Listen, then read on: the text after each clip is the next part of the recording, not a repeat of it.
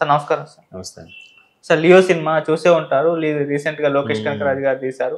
So ఆ సినిమాలో అంటే ఉమెన్స్ అగెనిస్ట్ ఎక్కువ వైలెన్స్ చేశారని చెప్పేసి ఆయన మీద కేసు అయితే ఫైల్ చేస్తారు సార్. మరి దీన్ని ఏ విధంగా చూడొచ్చు అంటే? రెండు రకాలు ఉంటాయి అందులో. ఒకటి వాస్తవంగా ఉంటే చెయ్యొచ్చు, రెండోది అట్లా వేస్తే నేను ఫేమ్ అవుతాను కదా, నన్ను అందరూ చూస్తారు కదా, నా గురించి వార్తలో రాస్తారు కదా అనుకునే కూడా ఈ మధ్య కాలంలో ఈ సోషల్ మీడియాలు వచ్చాక, యూట్యూబ్లు వచ్చాక ఎక్కువైంది.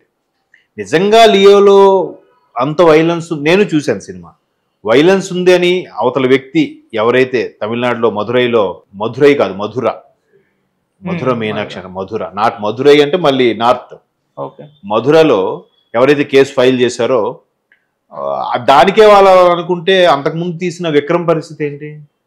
విక్రమ్లో ఆయన ఒక్కొక్కడు కోసుకెళ్ళిపోతుంటాడు కమల్ హాసన్. తర్వాత మాస్టర్ సినిమాలో చిన్నపిల్లల్ని ఒక దగ్గర ఊరేసి చంపేస్తారు, అంత వైలెన్స్ ఉంటుంది. ఆ తర్వాత ఖైదీ కార్తీ గారి సినిమా, అది కూడా ఆయన ఎన్నో అష్ట కష్టాలు కూడా ఈయన కొట్టి ఇవన్నీ వెళ్తారు. మరి ఇదే వైలెన్స్ అంటే అవేం అవ్వాలి? మరి అలాగైతే మీరు అన్నట్టు రీసెంట్గా వచ్చినట్టుగా నవి సలార్ అన్ని గన్సే, KGF 2 అన్ని గన్సే, అన్ని ప్రాణాలు పెట్టలా రాలిపోతూ ఉంటారు.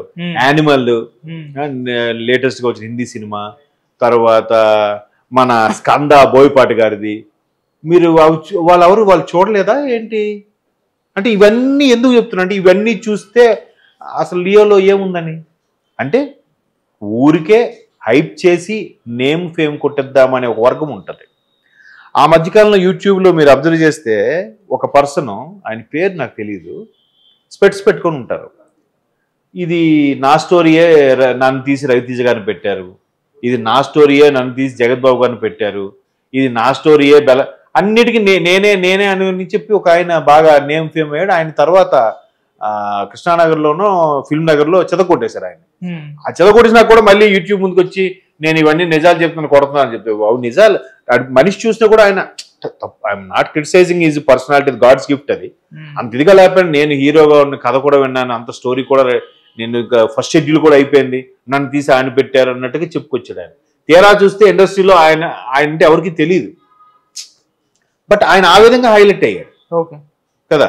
రీసెంట్గా మనం బిగ్ బాస్ చూస్తే పల్లవి ప్రశాంత్ నేను ఒక రైతు పెట్టాను, నాకేమీ తెలియదు, రైతును పండించను అన్నాడు. మరి అంత పాష్గా ఉండే వాళ్ళతో పాష్గా ఈయన రెడీ అయ్యాడు, వాళ్ళతో పాటు ఢీ కొట్టాడు, నామినేషన్ వేస్తే చెలరైపోయి మాట. ఇవన్నీ ఎలా అవుతుంది? నిజంగా ఆ స్థాయి నుంచి వచ్చిన వ్యక్తి పెద్ద పెద్ద మనుషులను చూశాక కొంచెం ఇబ్బంది పడతారు మాట్లాడడానికి. వాళ్ళంటే పెద్దోళ్ళారా మనకెందుకు లేరా అన్నట్టుగా నంగిగా ఉండి నెమ్మదిగా ఉంటారు, అంత ఇదిగా చెలరైపోరుగా.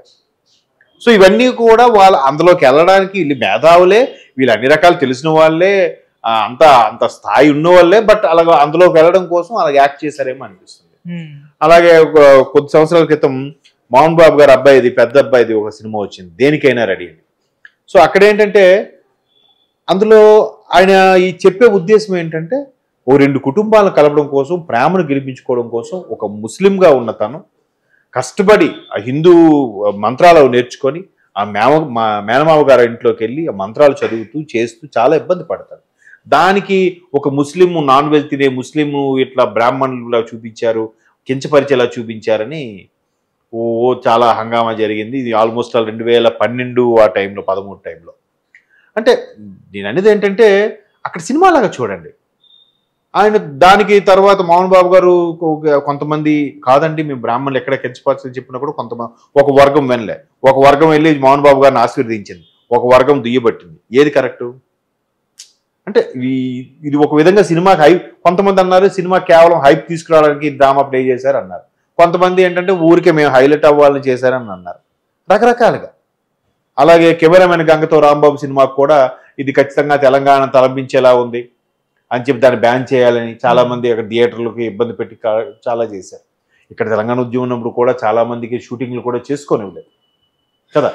ఇన్ని ఇబ్బందులు పెట్టినప్పుడు అందరూ ఆంధ్ర వెళ్ళి చేసుకుంటే వీళ్ళందరూ ఆంధ్ర వాళ్ళరా అన్నారు. రకరకాల వార్తలు అంటే ఇప్పుడు మనుషులు హైప్ రావడం కోసం రకరకాలుగా మాట్లాడుతూ ఉంటారు. దాన్ని మనం ఎలా తీసుకోవాలి? అంత వైలెన్స్ ఏముందని లియోలో ఇప్పుడు ఆయన మాట్లాడారంటే అంటే ఇదొక రకమైన పబ్లిసిటీ స్టంట్ ఏమో నా అభిప్రాయం.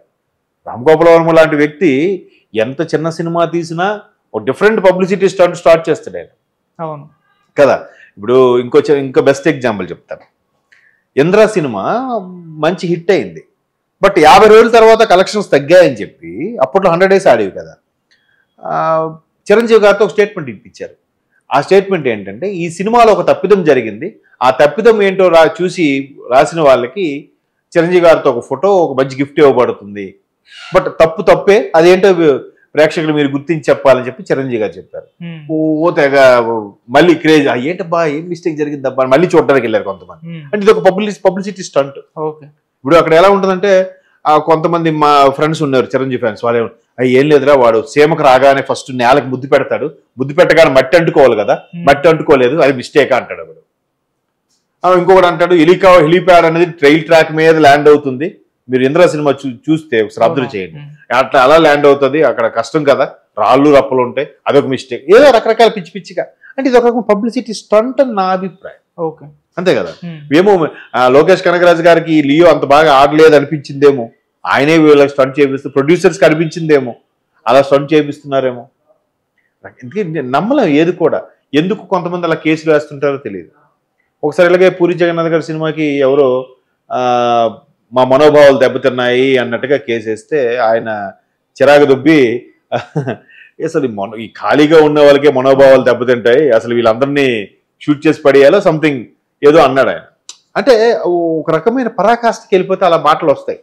అంటే సినిమాలాగా చూడండి. అలాగే అంతకుముందు బొంబాయి సినిమాలో పాతది మణిరత్నం గారి సినిమా, అరవింద్ స్వామి మనీష్ కోరేలు ఉన్నప్పుడు అరవింద్ స్వామి హిందువు, అక్కడ ఆవిడ ముస్లింగా చేశారు. చేసినప్పుడు ఆయన నువ్వు రాకపోతే నేను చచ్చిపోతాను అనే తలంపులో ఉన్నప్పుడు ఆ పరిగెడుతూ వెళ్తుంటే ఆ బురక అక్కడ యాంకర్కి అంటుకుంటుంది. ఎంత పీకినా రాకపోయేసరికి ఆఖరికి ఆవిడ అది విడిచిపెట్టేసి పరిగెట్టి వెళ్ళిపోతుంది. అక్కడ డైరెక్టర్ ఉద్దేశం ఏంటంటే నాకు అర్థమైంది చెప్తున్నా, ప్రేమకి ఇవేవి అడ్డు కాదు, మతాలు గోడలు అడ్డు కాదు అనేది చెప్పే ఉద్దేశం అక్కడ. కానీ దాన్ని కూడా ఎలా చేశారు, అక్కడ బుర్కాని వదిలేసారు. ఏ ముస్లిం స్త్రీ కూడా బుర్కా విడిచిపెట్టదు. అలా విడిచిపెట్టేసిందంటే అది ముస్లిం స్త్రీ కాదు, దాన్ని మా మతాన్ని కించపరిచారు అన్నట్టుగా రకరకాలుగా అప్పుడు చాలా ఇష్యూస్ని అడిగాయి. అంటే ఇప్పుడు నా చిన్నప్పుడు బాగా, అంటే ఇదంతా కూడా ఒక పబ్లిసిటీ స్టంటా, నిజంగా జనాల్లో హైప్ రావడం కోసం అటువంటి ఒక వర్గం రెడీగా ఉంటారా, లేదా వాళ్ళే పులుముకొని పసుపు రాసుకొని వచ్చి రెడీగా సిద్ధపడుతూ ఇలాంటి హైప్ అవ్వడానికి చూస్తూ ఉంటారా, ఇవన్నీ కాకుండా ప్రొడ్యూసర్లే వెనక నుంచి ఇలా నడిపిస్తారా అనేది ఇప్పటికీ ఒక క్వశ్చన్ మార్కే నాకైతే. నాకు అంత డెప్త్గా ఏం తెలియదు. బట్ లియో సినిమా చూశాను, అందులో అంత స్థాయిగా ఆడవాళ్ళని హింసించినట్టుగా ఏం లేదు.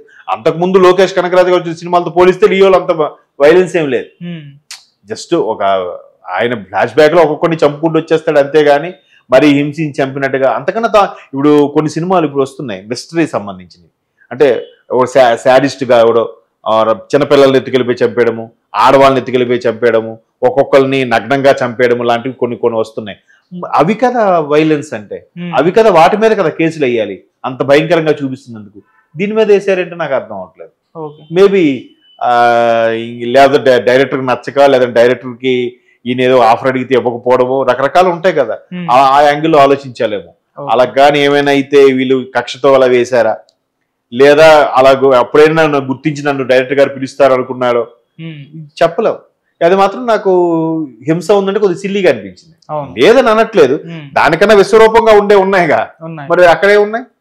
ఇప్పుడు బోయపాటి గారి సినిమాలు చూస్తే చాలా మంది విశ్లేషణ అభిప్రాయం ఉంటే ఎక్కువగా వైలెన్స్ ఉంటుందని, మరి దాని మీద ఎవరు కేసు వేసినట్లేదుగా. కొన్ని బాలయ్య లాంటి సినిమాలు డబ్బు అవుతున్నాయిగా అక్కడ కూడా, మరి అక్కడ ఎవరు కేసు వేయలేదే.